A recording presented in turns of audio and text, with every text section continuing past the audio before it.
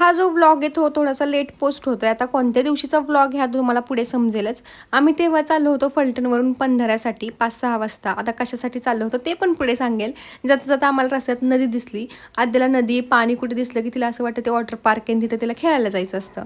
आम्ही पंधऱ्यासाठी गेलो होतो. माझ्या मावसदिरांचं लग्नाच्या आधी होती पायापडणीचा कार्यक्रम, त्यासाठीच. हे भावंड खूप दिवसातून भेटले होते म्हणून त्यांचं असं प्रेम व्यक्त करायचं चाललं होतं.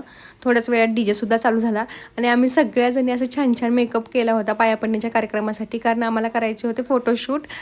नवरदेवसुद्धा घोड्यावर बसला, घोड्याला ओवळलं वगैरे. अख्ख्या गावाचे जे ग्रामदैवत आहेत त्याला पाया पडायला जायचं असतं, त्यांना पत्रिका ठेवायची असते. त्यासाठीच पायापडणीचा कार्यक्रम असतो. त्यानंतर धमाला सगळ्यांना डीजेवरती नाचले. आम्हालासुद्धा नाचायचा चान्स होता, पण आद्या माझ्या अंगावरनं काही खाली उतरली नाही. तिला चालायचंच नव्हतं, त्यामुळे तिच्यामुळे मला पण नाचायला भेटलं नाही. आणि जेव्हा डीजे नवरदेव घरी आला तेव्हा ती मॅडम नाचायला सुरुवात केलेली आहे.